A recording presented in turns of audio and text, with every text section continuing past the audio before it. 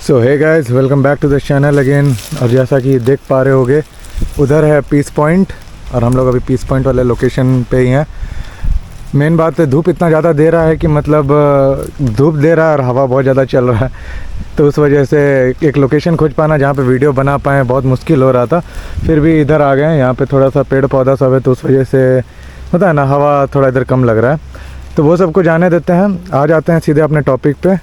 और आज का टॉपिक रहेगा, ऑब्वियस सा बात है, थंबनेल देख के मालूम कर लिया होगे, it's about the KTM 390 इंड्यूरो R।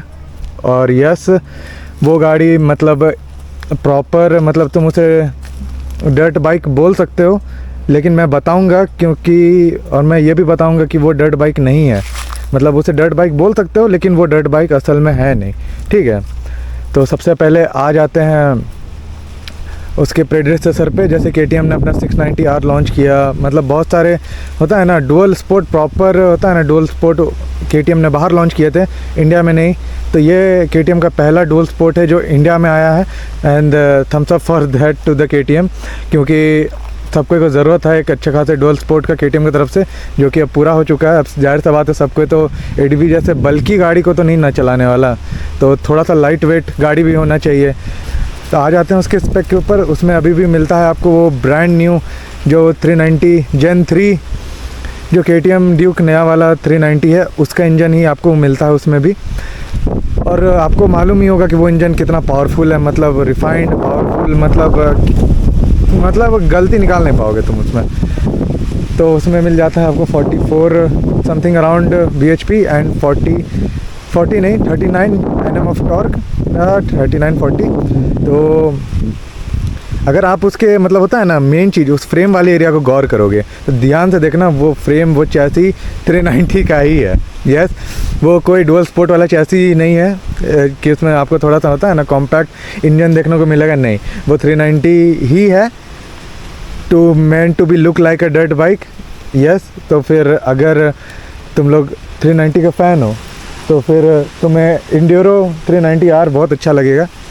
और आ जाते हैं फिर उसके होता है ना टैंक स्पेक पे। तो उसमें मिल जाता है आपको 9 लीटर का फ्यूल टैंक, और ग्राउंड क्लियरेंस सबसे मेजर, मतलब होता है ना सबसे बड़ा अपग्रेड आप उसे बोल सकते हो, क्योंकि उसमें मिलता है ग्राउंड क्लियरेंस ऑफ 272 mm। समझ रहे हो, एक्सपल्स प्रो से 2 mm ज़्यादा।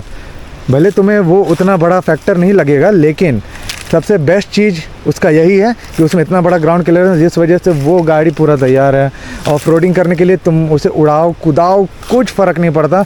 उसमें आपको ऊपर से सामने USD long travel USD suspension मिलते हैं, पीछे मोनोशॉक है भाई। और इसके बाद उसका जो सीट हाइट है वो आ जाता है 885, सेम लाइक प्रो 885 का ही सीट हाइट उसमें भी मिलता है। लेकिन जैसे रैली सीट जब एक्सपल्स प्रो में लगता है तो वो फ्लैट आउट हो जाता है, मतलब पूरा फ्लैट सीट रहता है, उस वजह से सीट हाइट बढ़ जाता है। लेकिन उसमें ऑलरेडी आपको वो फ्लैट सीट टाइप का ही मतलब डिफ़ॉल्ट सीट मिलता है, उस वजह से अगर उस सीट पे आपको 885 मिल रहा है तो जो प्रो चलाते हैं मतलब नॉर्मल सीट पे, उसके लिए एकदम आराम ही रहेगा, क्योंकि वो गाड़ी का आपको मालूम ही होगा डर्ट बाइक सब में फ्लैट सीट होना कितना इंपॉर्टेंट बात रहता है, क्योंकि साइडलिंग करते टाइम या फिर ऑफ रोड करते टाइम आपको मतलब है ना आगे से पीछे हिलना डुलना पड़ता है विथ ईज़। तो उस वजह से वो फ्लैट सीट बहुत इंपॉर्टेंट रहता है, ताकि मतलब आप एक ही एंगल पे तुरंत बैठो तुरंत उठो, नहीं तो वरना आप एक कंफर्टेबल पोस्चर पे बैठ जाओगे तो आपको तुरंत खड़े होने तुरंत बैठने में बहुत मतलब होता है ना अनकम्फर्टेबल लगेगा। दिक्कत नहीं होगा, बस थोड़ा सा अनकम्फर्टेबल लगेगा। आ जाते हैं उसके मीटर कंसोल के ऊपर। उसमें आपको TFT स्क्रीन देखने को मिल जाता है, जिसमें आपको मतलब तमाम टाइप का मतलब फ़ीचर मिल जाएगा। फॉर एग्ज़ाम्पल हो गया आपको क्या कहते हैं ब्लूटूथ कनेक्टिविटी, फिर आपको राइडिंग मोड्स मिल जाएंगे उसमें। मतलब किसी चीज़ का कमी KTM ने छोड़ा नहीं है। तो ऑब्वियस सा बात है कि ऐसा नहीं है कि वो डर्ट बाइक कैटेगरी में, डुअल स्पोर्ट कैटेगरी में अब आने वाला है वो गाड़ी, तो फिर KTM उसमें कुछ ये करेगा, क्या कहते हैं पता है ना, इक्विपमेंट ये क्या कहते हैं टेक्नोलॉजीज़ को बाहर निकाल देगा।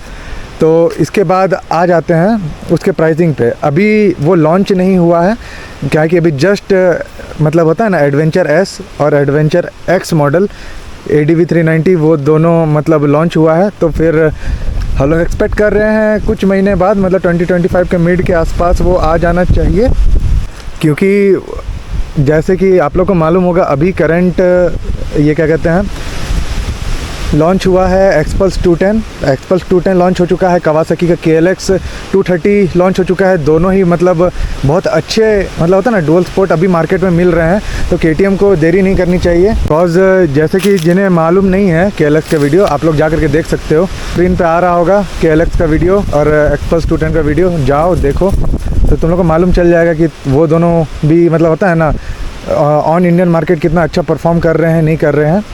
तो अब आ जाते हैं KTM के ऊपर। जाहिर सा बात है जैसे KLX एक प्रॉपर डर्ट बाइक है विथ मतलब होता है ना पावर कम है उसमें, लेकिन अब वो ये है क्या कहते हैं लाइट वेट है, जिसकी वजह से मतलब होता है ना उसे ऑफ रोड में मनूवर करना कितना अच्छा हो जाता है। तुम लोग को मालूम होगा कि गाड़ी हल्का है और तब तुम्हें ऑफ रोड में कितना मतलब प्लस पॉइंट मिल जाता है उसे भगाने में दौड़ाने में। एक्सपल्स 210 का भी रैली वाला EICMA में शोकेस किया गया था, तो होपफुली वो भी हमें ज़रूर देखने को मिलेगा इंडियन मार्केट में, वो भी जल्द ही। तो फिर KTM को जल्दी लॉन्च कर देना चाहिए उसे एज सून एज पॉसिबल। लेकिन जो मेजर फैक्टर जो करेगा वो उसका प्राइस करेगा, कॉज एकदम एक्यूरेट प्राइसिंग तो कहीं नहीं दिया हुआ है, लेकिन हम लोग एक्सपेक्ट कर सकते हैं 3,40,000 से 3,60,70,000 के आसपास तक, उसके बीच में ही आना चाहिए। शायद उस बीच में आएगा भी मे बी, क्योंकि आफ्टर ऑल KTM ने उसमें पार्ट शेयरिंग किए हैं, वही मतलब 390 ड्यूक का ही इंजन अगर उसमें मिल रहा है, मतलब वो पूरा ही 390 ड्यूक है, जिसे KTM ने थोड़ा सा of road purpose of road build के लिए बनाया है, जो कि मुझे तो पर्सनली बहुत अच्छा दिखा मतलब। लेकिन जो दिक्कत उसके साथ जो सबसे बड़ा हो गया वो हो गया उसका वेट। वो 160 kgs का है और 160 kgs हल्का तो नहीं होता, वो भारी ही होता है।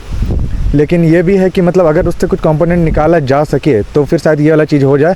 लेकिन उसका जो बॉडी पैनल सब है, जो उसका टैंक ये है क्या कहते हैं टैंक लुक अगर आप देखिएगा तो वो सब मतलब KLX जैसे डर्ट बाइक कंपोनेंट के साथ नहीं आता है, ना कि एक्सपल्स प्रो जो रहता है उसके जैसे आता है। वो एकदम इंटायरली मतलब होता है ना न्यू कंपोनेंट है, बहुत अलग KTM ने उसे डिज़ाइन किया है। अगर आप लोग को इन 3 बाइक में से चूज़ करना पड़े 210 XPulse with rally kit, KLX और इंडियोरो R, तो आप किसे चूज़ करोगे आप लोग कमेंट सेक्शन में बताओ।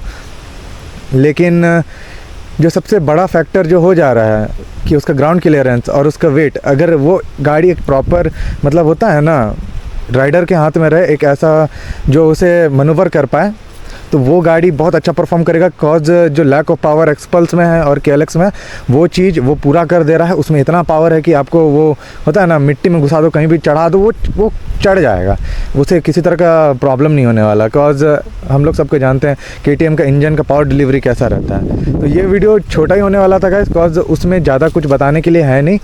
कॉज तुम लोग लुक के साथ ही देख के समझ जाओगे कि उसमें क्या है नहीं है। ऑब्वियस सा बात है एक्सपल्स में भी तुम्हारा ये क्या कहते हैं टेलीस्कोपिक फ्रंट आता है और KLX में भी टेलीस्कोपिक आता है, तो USD मिलना और उसमें मतलब होता है ना USD प्लस इतना ग्राउंड क्लियरेंस बहुत प्लस पॉइंट हो जा रहा है KTM के लिए।